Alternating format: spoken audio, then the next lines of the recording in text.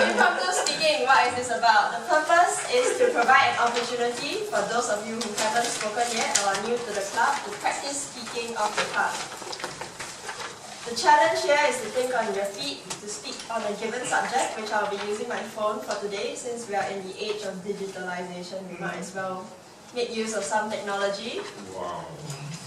We had Marshall last session teach us about Amazon Echo, and now I'm just going to use the phone to follow up on that subject. Alright, so you need to stay composed and controlled and speak for 1 to 2 minutes.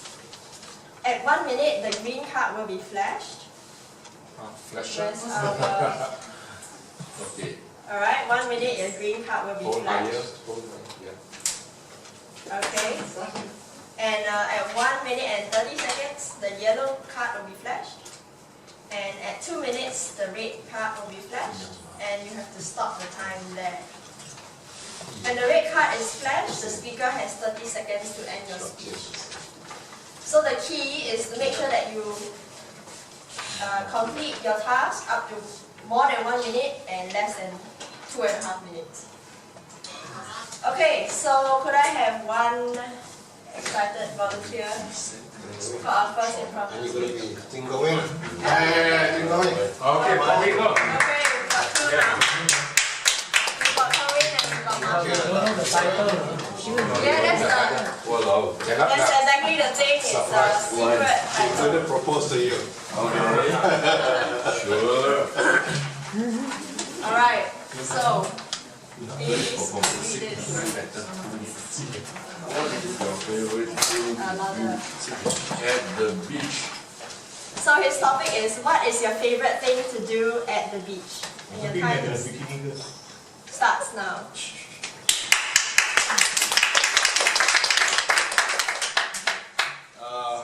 President, Impromptu master, friends, ladies and gentlemen. I'm a guy, right? Really? So when you go to the beach, what would be the most favorite thing that a guy would want to do? Look at it. Yo, watching the birds and the bees flying by, right?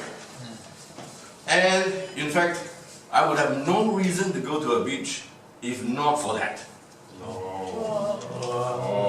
I hate swimming. I hate the sun.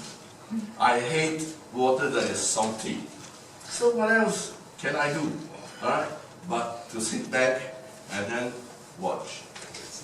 Actually, yesterday, Wednesday actually, so today is Friday, I just came back from Phuket Island. Wow! Alright, a lot of these Angmo are there and they do wonderful things, right? What did they do?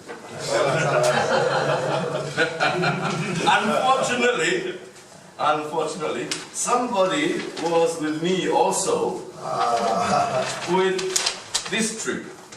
And you would have guessed correctly, who was that somebody? That was Your wife. my wife. Exactly.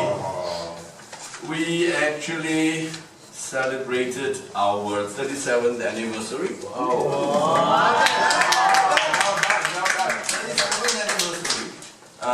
The exact date should be later this month, 28th. But of course, we would do it advance because the deal was so good.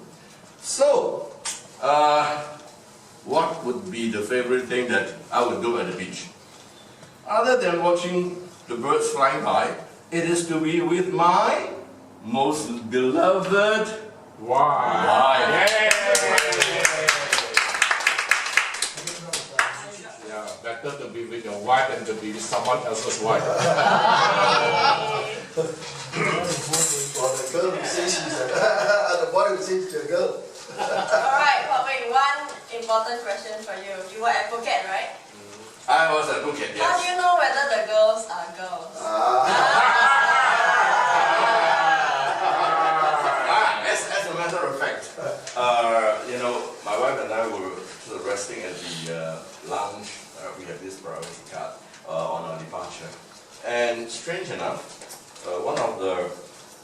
girls with uniform and serving us. I actually paid no notice, except her voice was very low. But my wife paid attention, and she said, "I guarantee you, she is a..." She. Okay. All right, thank you very much for that. We have one more volunteer, right? Marshall, you'd like to come up? Great, so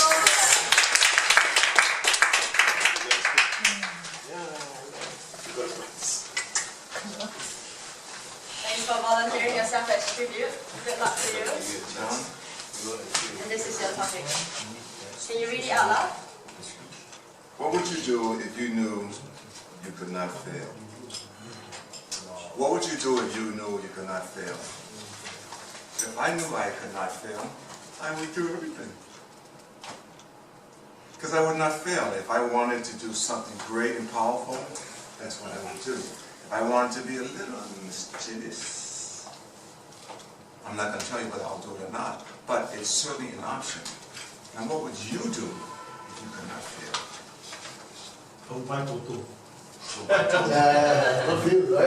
That's one of the things I would do if I could not fail. But if I thought about this real deeply, I would say to myself, I would do something that was important. Yes, I just talked about all the selfish things that I would do, but I'm not a selfish guy.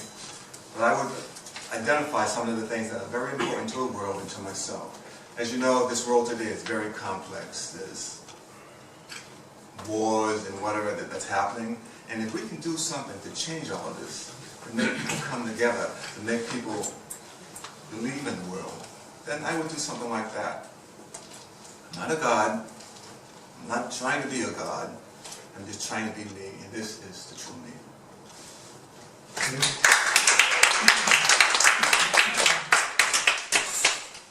Wow, how inspiring. I think I would do the same as you.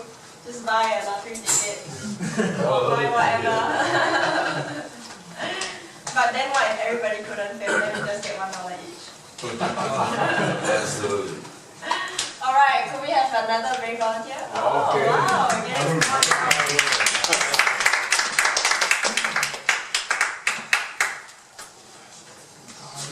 Alright, thanks Arun for your bravery. This is your topic. Could you read it out loud? What is the least favorite household chore? What is your least favorite household chore? Least favorite. Not the most one. Good evening, ladies and gentlemen. Whatever my wife insists me to do is my least favorite.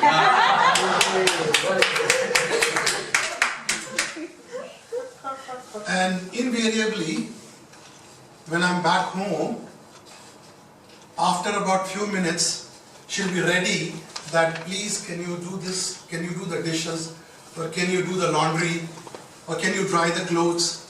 And I get so irritated that I've just walked in and as if you were waiting for me to do all this. You could have done this. You did the laundry at 4 o'clock and you were waiting for me to come at 8 o'clock. So she said, yeah, but I was very busy, you know. So ladies and gentlemen, life is like that. We all don't like to be guided, don't like to be reminded, don't like to be goaded. So we like to be ourselves. It's not that I don't like to do any household chores. I do like. In the morning, my favorite household work is when I wake up, I have a bottle of water, read straight times, and then I clean the house. I do the mopping every day. It's not because of any other reason, because my wife asked me, but I love cleaning. Cleaning is my passion. I cannot tolerate anything untidy in my house or be it my office, anywhere. So that's my most favorite chore at home.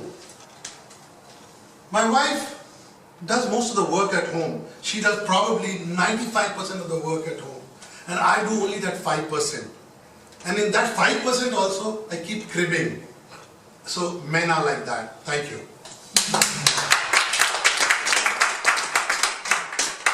Thank you very much for that. Can we have another volunteer? Alright.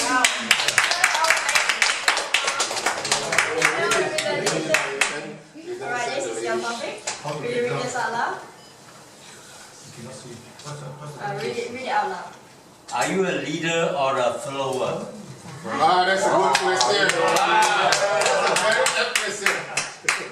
A pleasant evening to all. I'm Gideon Cheong, of course from Singapore. This is not my first time here, but say what you want. I always will follow the first one who speaks. That's why I'm a follower.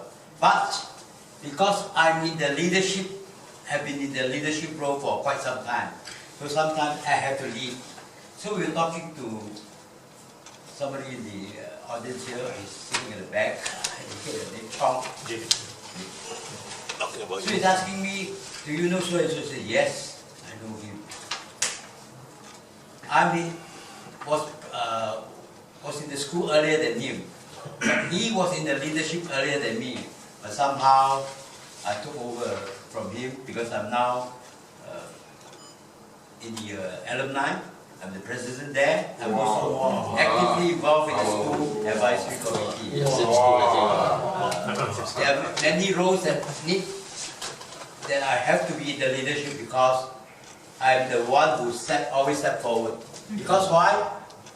My height is not high, not tall. So when they line up, I always in the first one. So that's why I'm always lead. I don't want to be a leader. No choice. So next time you must be tall enough, then you be at the back, then you can be a follower. So by virtue of my height, I'm always a leader, whether in queuing up or in doing things. Some people will know me, they say he will call me to come here. But nevertheless, I'll be the first one to speak if there's a chance. So I do not want to take away all the time. Next time when you see me, you call me, I will be in front of you.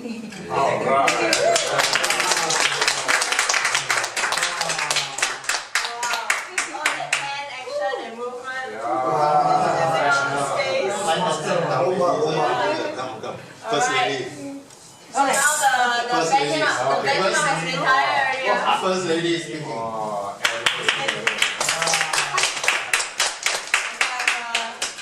have a tough question for you. Okay, this is your question. Can you read this out loud, please? Oh, should kids be required to wear uniforms in school? Yeah. Yeah. Did you read it? Should kids be required to wear uniforms in school? Okay, good luck. Yeah, correct.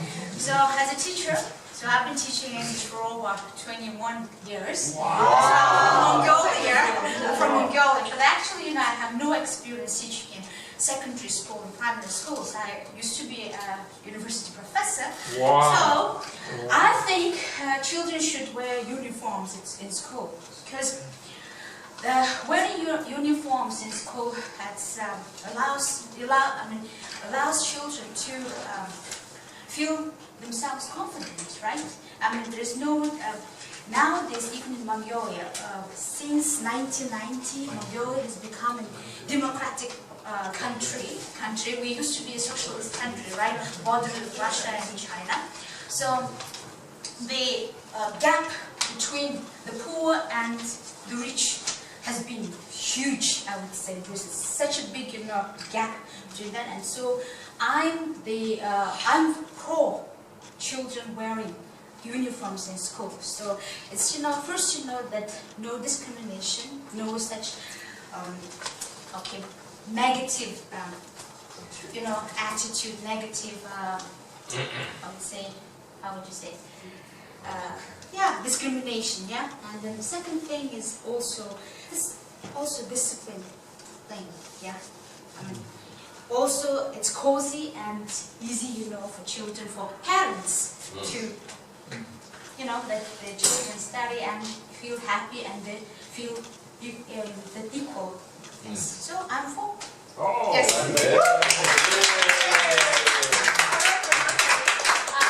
Actually, my name is Ganchana. Okay. So it means steel. Gan means steel, and chimik means decoration, and a steel decoration from Mongolia, Ghana. From the country Ghana. Solid as steel. Thank you.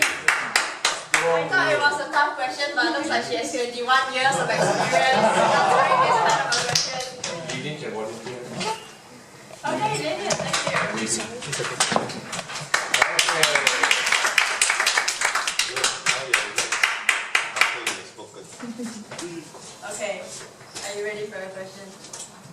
Okay,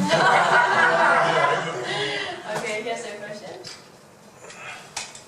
You're gonna read out loud. Do you think there is a limit to how fast a human can run? Okay. Good luck. Good evening, everyone. Good evening. Do I think there's a limit to how fast a man can run? I think there is, physically. But mentally, I don't think there is any. I think all of us can think that we can fly, rather than walk, even run.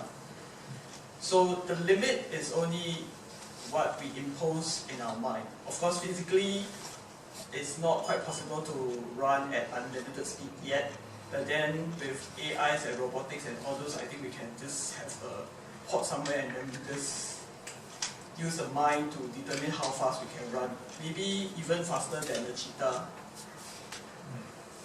So that's a question that is long, but then that's the answer can be very short.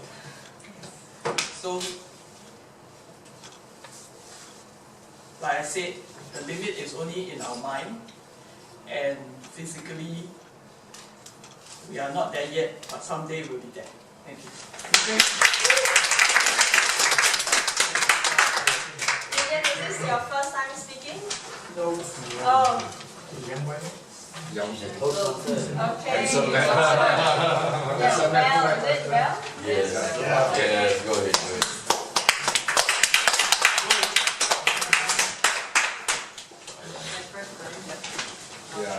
Your heart beating very fast. Don't worry, there have already been many good examples before. Handshake. Alright. And here's your question. Do you think time travel will eventually be possible? Eventually, if you're imaginative, like if you imagine everything is possible, then it is possible. There's no limitation to a lot of things that you want to do. So you can imagine anything that is possible, right? So even if you want to think that you can fly, you can fly. You can, if there's time travel, all the more you start thinking of the things that you can't do, that you've never done before, and you start imagining, and you start doing it in the present moment. So you don't have to think about time travel or being in a time travel. What I'm trying to say is that being in the now, being in the present, allows you to actually time travel. Makes sense? No. No.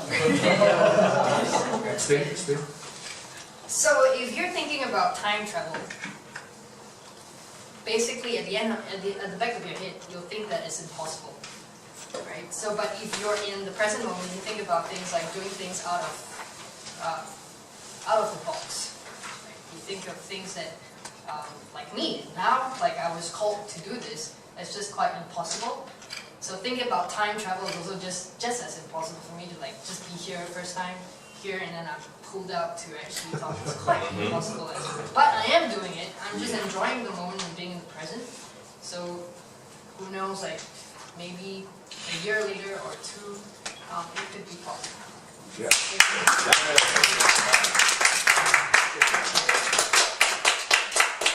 So if time travel were possible,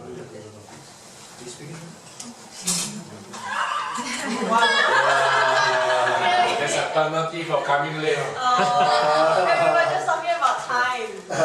You can do topics. Best time. Yeah, it's the best time. Alright, sure, yeah. The topic is here.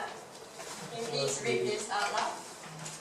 What purchase has been your biggest waste of money? The diamond ring. She didn't buy that.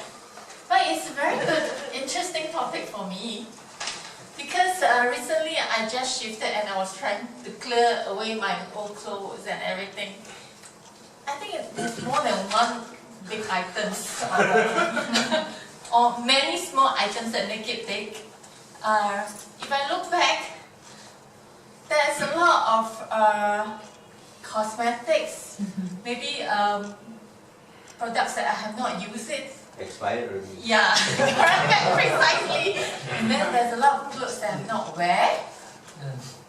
And then these are the two biggest things that actually I spent a lot of money. When you started the shift and you're looking at how am I going to clear away all these stuffs. Yeah, I think for me this would be the things that I felt probably I went a bit too much on that. Yeah. You created a mini supermarket or something. Yeah. So there's like, and when I started to realize that, it's like, I tried hard to learn to recycle all these things. So I donate it. I asked my friends around to come back, hey, I'm throwing all these clothes away. Who is interested? You know, you may want to have a look because some are still very nice pieces because everybody felt different. And instead of recycling in Singapore, what I did is, I actually sent it over to Malaysia. Because I felt that I think in Singapore, a lot of all these things has been wasted. So I you know, whenever I come, I bring some back over to Malaysia actually. Yeah. Smart, good. Not really. Okay, well done.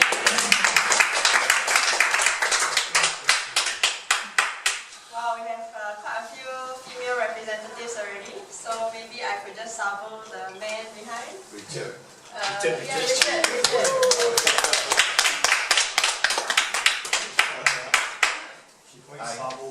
Sabotage. No sabotage. Volunteer. Yeah, I'm very pleased to help. Okay, this is your question.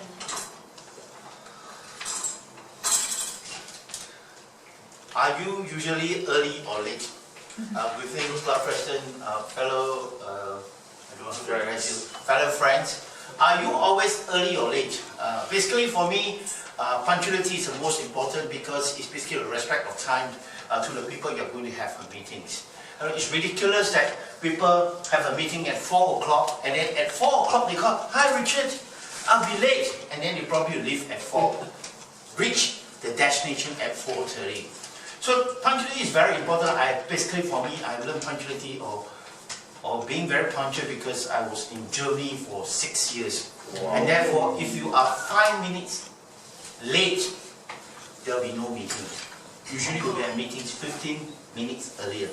I should share with you some of the benefits of why you should be early. If you are at a meeting 15 minutes or 20 minutes early, what you could do, you could get familiarity with the environment. You could, if you are going to a meeting with some board of directors, you can sit with the receptionist, you can check what are the books, the latest update, what the company has progressed. So you can make yourself very comfortable. You can breathe in 10 times. Wow. You can breathe and stay calm. You could revise and look at the things that you want to present and flashback. So being punctual have many advantages. Of course, the thing that I disliked was waiting for your girlfriend. They say, okay, let's have a movie at 6 p.m. And at 5:55 p.m. we are still not here. Yeah, you never remember. Or, of course, we have no choice. But I think with all due respect to the people that you're meeting, I think we should emphasize on punctuality. And if you're late, you know, 10 to 15 minutes you should have told someone because you could have a meeting at 4 o'clock. By 3:30, you should know whether you'll be late or not. And this is the respect. And by showing respect to one another, you already have able to connect with the person they are dealing with you. Back to you. Those are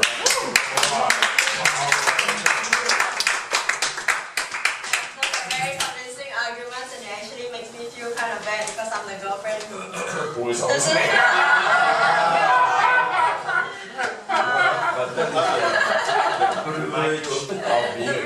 Exactly. Oh, you got boyfriend already, ah?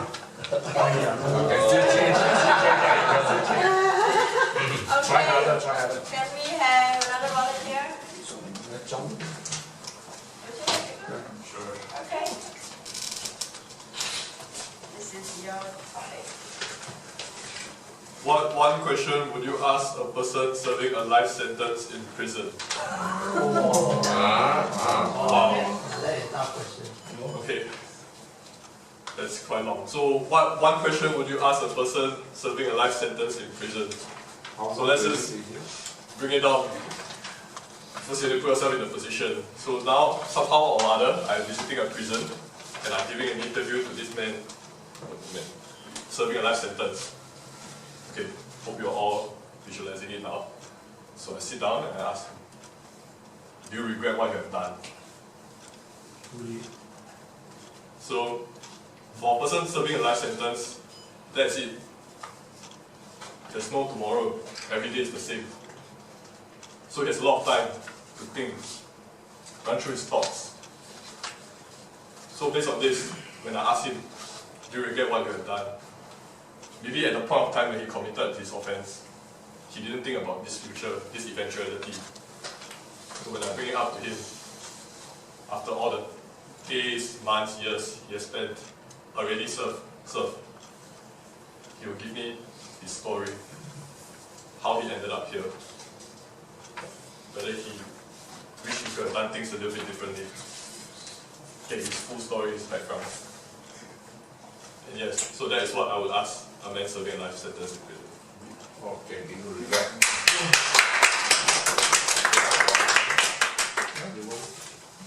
It's quite a solemn topic after all that fun we had. Yeah, it's a difficult topic. Yeah, but I gave it to you. So.